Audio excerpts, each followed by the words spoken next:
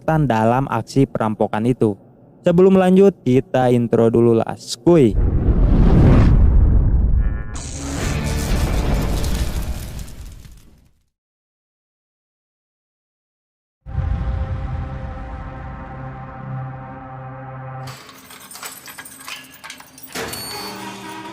Film diawali dengan seorang perempuan bernama Hana yang sedang mengunjungi kantor polisi.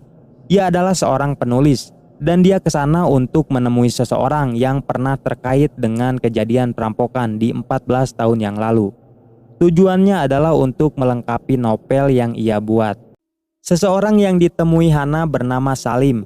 Ia adalah orang yang terkait kasus perampokan yang menyebabkan 11 korban jiwa. Kemudian Hana menyuruh Salim untuk menceritakan kejadian itu. Kapanpun Anda siap. Kemudian cerita berpindah ke flashback 14 tahun yang lalu sebelum kejadian itu terjadi. Lalu kita diperlihatkan dengan seorang pria yang sedang bekerja di bagian penggorengan. Dia bernama Arya. Kemudian kita diperkenalkan dengan yang tadi ada di penjara yaitu Salim dan temannya yang bernama Rahmat. Rahmat ini adiknya Arya. Mereka berdua sudah seperti saudara. Mereka selalu bersama di saat senang maupun susah. Bahkan mereka berdua bekerja sebagai badut untuk mencari uang tambahan. Dan malam harinya Rahmat bekerja sebagai supir taksi. Kemudian kita diperkenalkan lagi dengan seseorang yang bernama Fikri.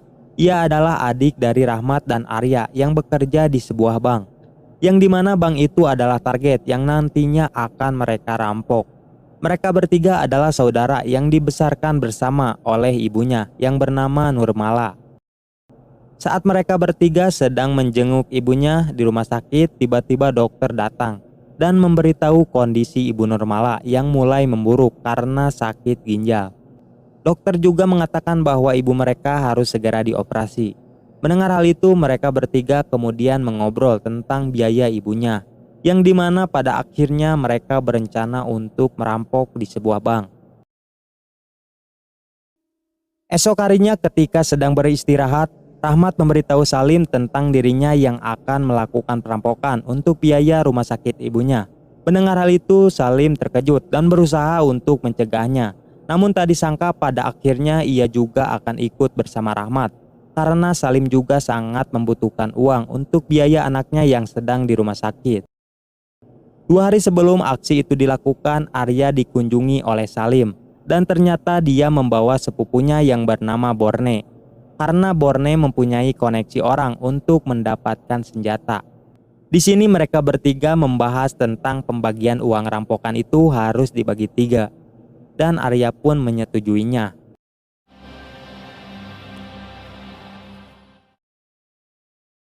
Malam hari sebelum esoknya mereka akan melakukan perampokan, diperlihatkan dengan Salim dan Borne yang sedang mengajari Fikri untuk menembak sebuah kaleng.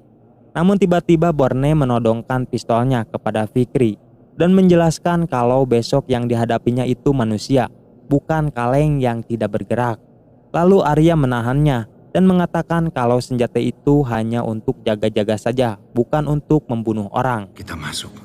Ambil duitnya, langsung cabut. Gak ada korban. Dan keesokan harinya tibalah mereka berlima yang akan melakukan perampokan di sebuah bank di tempat kerjanya Fikri.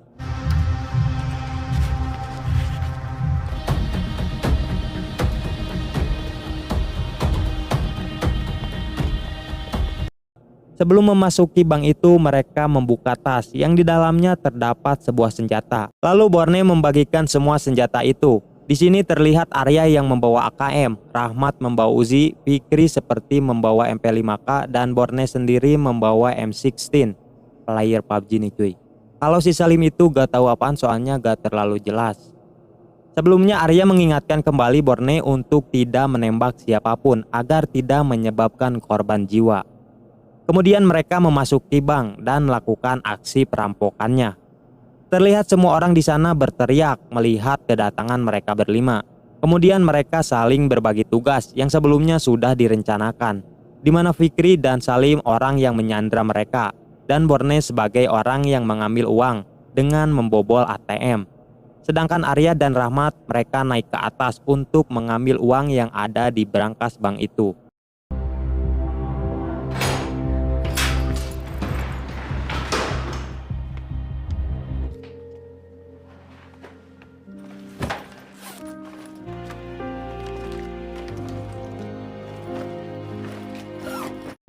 Di saat perampokan itu sedang berlangsung, Fikri yang sedang menyandra mereka semua sedikit lengah, yang membuat ia ditodongkan senjata oleh security bank yang bernama Pak Ray, yang membuat Fikri jadi sandraannya Pak Ray, dan menyuruh Borne dan Salim agar tidak bergerak. Borne yang melihat hal itu, ia langsung mengambil senjatanya untuk menembak Ray, tapi Fikri mencegah Borne agar tidak menembaknya. Lalu Fikri mengaku kalau dia adalah Fikri yang bekerja di sana dan membuka helmnya.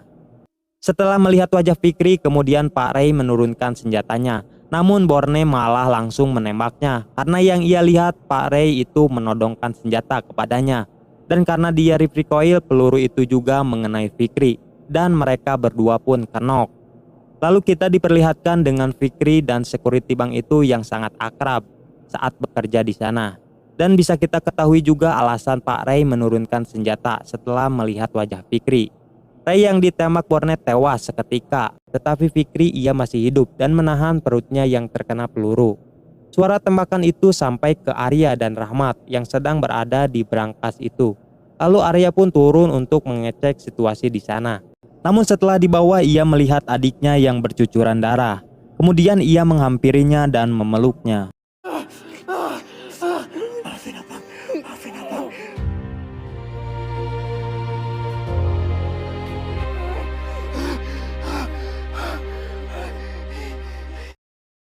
Tidak lama kemudian Rahmat juga datang dan menghampiri mereka berdua.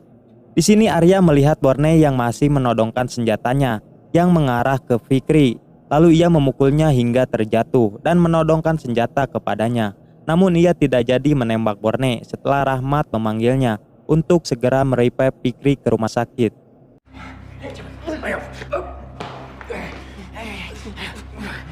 Di saat mereka semua akan keluar dari bank itu, mereka terkejut karena terlihat di sana ada dua orang polisi yang sedang berjaga. Dan polisi itu juga ikut terkejut, jadi sama-sama terkejut. Melihat hal itu, Borne menembak polisi itu namun tidak mengenainya. Di sini terjadi saling tembak-menembak antara Borne dan polisi karena ketiga temannya itu tidak berani untuk menembak.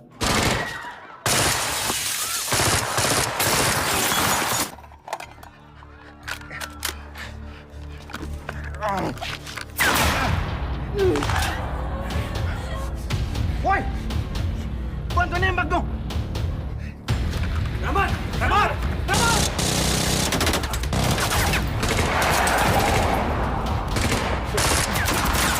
Terlihat Arya dan Rahmat yang bersembunyi di bawah mobil dan melindungi adiknya. Sedangkan Salim ia hanya bisa merunduk karena ketakutan. Tidak lama kemudian Borne menembak salah satu polisi itu hingga kenok. Bersamaan dengan itu Rahmat dan Arya memberanikan diri untuk membawa Fikri masuk ke dalam mobil yang ada di hadapannya. Namun Arya tidak ikut masuk ke dalam mobilnya karena keburu ada tembakan dari polisi. Kemudian Arya menyuruh Rahmat untuk segera pergi membawa Fikri ke rumah sakit. Lalu Arya berlari dan pergi dari sana. Borne yang melihat Arya pergi membawa uangnya, ia lalu menodongkan senjata untuk menembaknya. Tetapi karena polisi itu menembak Borne dan membuat ia langsung bersembunyi di balik mobil. Salim dan Borne merasa teman-temannya meninggalkan mereka. Gue cuma gak mau ditinggal sendiri. Tidak lama kemudian bantuan polisi datang. Dengan cepat Borne dan Salim langsung pergi dari sana. Dan lalu mengejar Arya yang membawa uang itu. Lalu kita diperlihatkan dengan Arya yang berlari sampai ke sebuah pasar. Bersamaan dengan itu juga terlihat Borne yang menodongkan senjata dan menembak Arya. Tetapi tembakannya itu tidak mengenainya. Kemudian ia pergi dari sana hingga sampai di pinggir jalan raya. Borne yang mengincar Arya, ia mencoba menembaknya lagi. Namun tembakannya itu masih meleset.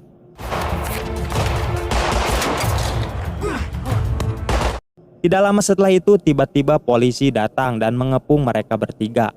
Arya yang menyadari dirinya diincar Borne, kemudian ia mencoba menembak Borne. Dan di sini terjadi lagi aksi saling tembak-menembak.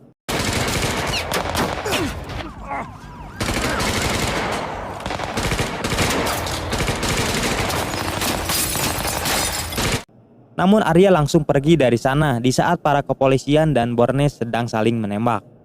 Dan kenapa Borne ingin membunuh Arya? Alasannya karena Arya tidak menepati janji untuk membagikan uang hasil rampokan itu dan malah dibawa pergi oleh Arya dan Rahmat. Kemudian scene berganti ketika Rahmat dan Fikri dalam perjalanan menuju rumah sakit.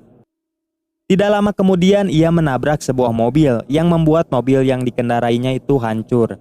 Kemudian mereka berdua keluar dari mobil itu dan melihat semua orang di sana kebingungan melihat mereka berdua.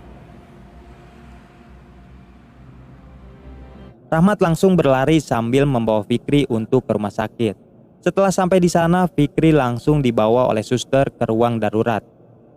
Lalu Rahmat melihat siaran berita di TV tentang aksi perampokan mereka yang sudah menewaskan 5 orang. Melihat hal itu, ia langsung pergi dari sana. Kemudian scene berganti kepada Arya yang berada di sebuah sekolah dasar untuk menjemput adik perempuannya. Namun ternyata Borne sudah ada di sana dan menembak Arya hingga kenok dan tidak keburu di revive, yang membuat Arya tewas di tempat karena AKM itu sakit cuy. Lalu ia menghampiri Arya dan membawa uangnya.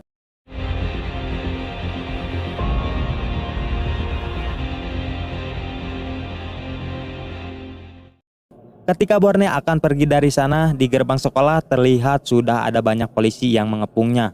Lalu ia membawa seorang anak kecil untuk dijadikan sandera dan menembak para polisi itu.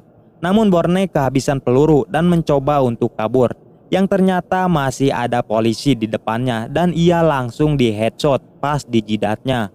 Ia pun tewas seketika. Salim yang melihat kejadian itu, ia langsung pergi dari sana untuk menyelamatkan diri. Di perjalanan ia menelpon ibunya untuk menanyakan keadaan anaknya yang sedang sakit. Lalu ibunya memberitahu kondisi putrinya itu yang harus segera dioperasi.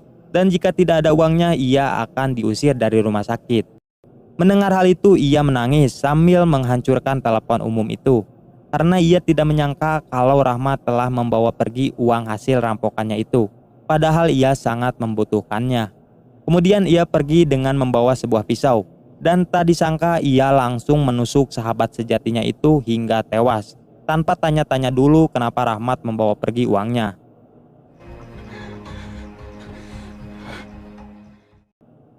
Cerita beralih lagi ke masa sekarang, di mana Hana menanyakan kenapa Salim sampai tega menusuk sahabatnya itu.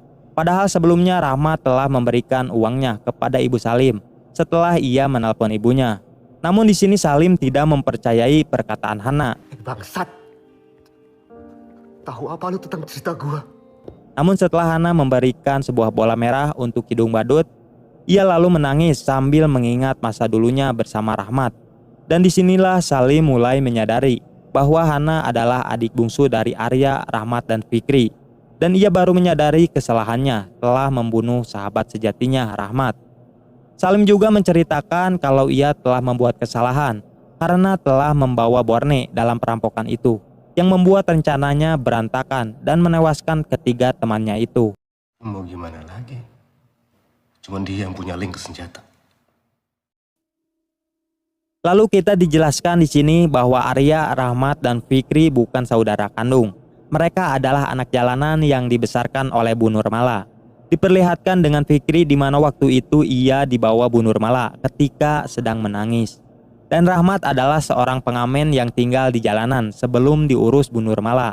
Sedangkan Arya, ia anak jalanan yang sedang dikejar warga karena mencopet. Ia ditemukan Bu Nurmala dengan keadaannya yang babak belur. Dan mereka bertiga dibesarkan bersama.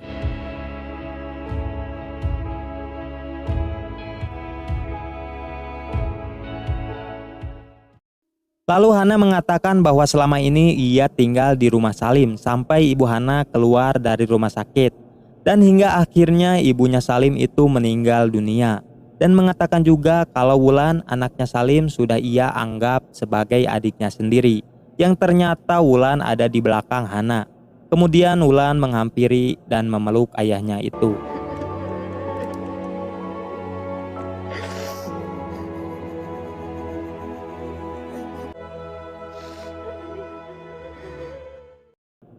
Setelah itu Hana dan Wulan pergi menuju suatu tempat. Setelah sampai di sana, kita diperlihatkan dengan banyak anak jalanan yang berada di sana. Dan terlihat juga ada Bu Nurmala berada di sana yang sudah sembuh dari sakitnya setelah dioperasi. Lalu Hana memeluk ibunya itu. Sebelum film selesai, kita diperlihatkan dengan ending Arya, Rahmat, dan Fikri yang selalu bersama. dan terlihat tampak bahagia. Dan film pun selesai. Mungkin kalian bisa langsung menonton film ini karena sebenarnya film ini beralur ada maju ada mundurnya. Dan banyak juga pelajaran yang bisa kita ambil dari film ini. Salah satunya janganlah merampok. Terima kasih.